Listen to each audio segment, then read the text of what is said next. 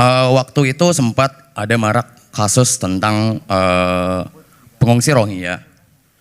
Saya ingin tanya bagaimana sikap Bapak dan strategi Bapak dalam memberikan keadilan dan kesetaraan buat mereka.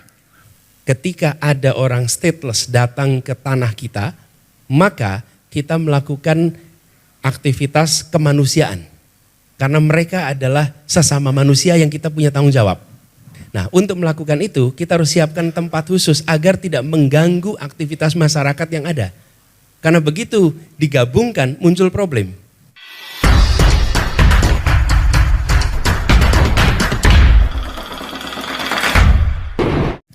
Oke, selamat siang Pak Anies.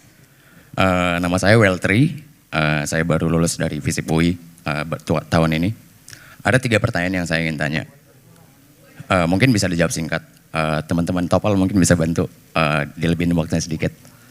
Pertama soal saya minoritas, saya Kristen. Tapi saya mendukung Pak Anies dari segi gagasan. Karena pertama isu saya sendiri yang akhir-akhir ini saya pelajari itu adalah tentang green economy. Saya penasaran dengan arah kebijakan green jobs dari Pak Anies. Mengingat di Asia sendiri itu porsi peningkatan green jobs arahnya itu udah besar di Asia, di samping benua-benua di Amerika Latin dan Eropa gitu. Jadi saya ingin penasaran dengan bagaimana arah kebijakan green jobs yang Bapak ingin bangun. Terus yang kedua tentang refugee, pencari suaka. Waktu itu sempat ada marak kasus tentang pengungsi Rohingya. Saya ingin tanya bagaimana sikap Bapak dan strategi Bapak dalam memberikan keadilan dan kesetaraan buat mereka. Pertama, mengingat mereka adalah kelompok non-statelessness. Terus kemudian mereka itu terombang-ambing. Sementara kita masih menyetujui satu perjanjian internasional terkait refugee. Habis. Terus yang ketiga adalah tentang... Oke, dua-dua Bos. Sudah. Mungkin satu lagi Mas. Iya. Pak Anies mungkin setuju satu lagi. Iya memang anak. Cepat. Oke. Yang ketiga adalah Gue jadi kebayangin kemarin lu gimana nih. mungkin kemarin ada salah satu vokalis musik namanya Margalo, personel musik Jirapah. Itu Margalo, dia bilang bahwa dunia kreatif itu lowongannya cukup terbatas buat usia, padahal ini industri kreatif. Itu bagaimana strategi Bapak? Mungkin begitu. Untuk mengantisipasi bagaimana ada affirmative action berdasarkan usia di industri kreatif. Kenapa? Gila Pak, dia ada jurnal Pak, bukan jurnal. Makasih Pak. Oke, langsung aja. Gak apa-apa, lu duduk dulu. Itu jangan salaman, duduk dulu. Iya. Yang dilarang tuh lama-lama ngoceh ini Bos. Iya. Duduk lama gak apa-apa. Iya. Lu belum dipindahkan dari Prabowo ke Anies. Iya. Ya, terima kasih Bung Weltri. Makasih atas dukungannya. Dan gini, terkait dengan green jobs. Green jobs ini sangat searah ya dengan perkembangan green industry. Kita harus mendorong lebih banyak lagi green industry bertumbuhan dengan memberikan insentif-insentif.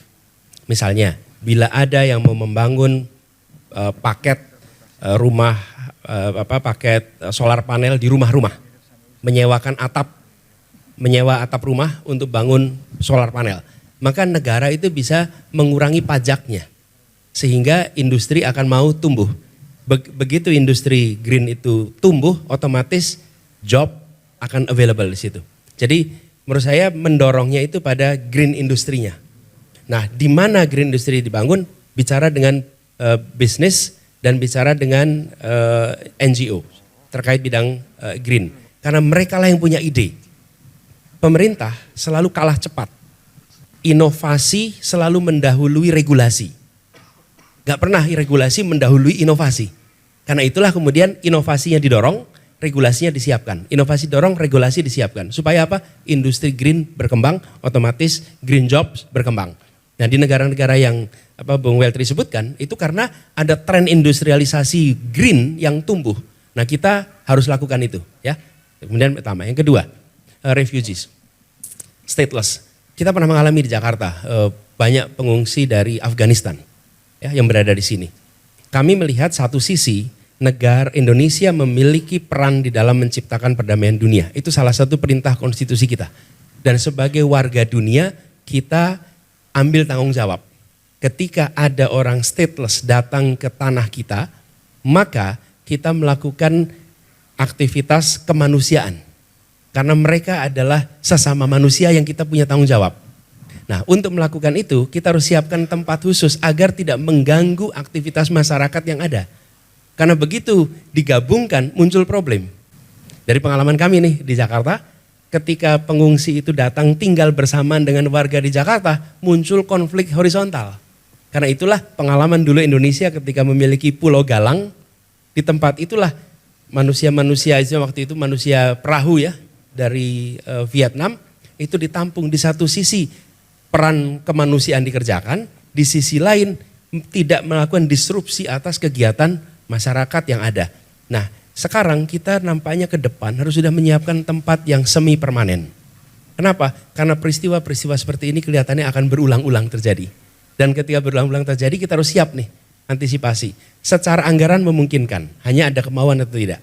Kalau menurut saya disiapkan tempat khusus untuk itu sehingga mereka terlindungi, tapi kita juga masyarakat tidak terganggu. Yang ketiga, soal afirmasi untuk para pekerja kreatif. Kalau kami melihat yang diperlu salah satu ada begini, negara dengarkan apa yang dibutuhkan oleh pelaku industri kreatif. Jangan dibalik. Kami ditanya sebagai negara nih, Pak, Bapak akan melakukan apa industri kreatif? Pertanyaan itu saya teruskan, tolong beritahu kami apa yang dibutuhkan oleh industri kreatif. Dengan begitu kami akan siapkan fasilitasnya. Karena seperti saya sampaikan di awal, hampir selalu regulasi itu kalah cepat dengan inovasi. Nah, teman-teman industri kreatif itu memiliki kreativitas yang begitu banyak. Bila yang dibutuhkan adalah tempat clearing house antara investor dengan inovator, maka kita siapkan clearing house-nya. Bila yang dibutuhkan adalah ruang kebebasannya, kita siapkan ruang kebebasannya. Jadi di sini negara harus bersifat kolaboratif. Itu yang kami coba kerjakan ketika bertugas di Jakarta. Satu prinsip utama, jangan pernah merasa menjadi pemilik pengetahuan ketika memiliki kewenangan. Punya kewenangan tidak otomatis punya pengetahuan. Punya kewenangan harus mendengarkan yang punya pengetahuan. Gitu ya. Oke, thank you bro. Oke, makasih Pak Anies. Iya. Saya balik dulu. Salaman dulu. Jurnal jangan lupa bro. Oke, terima kasih Well.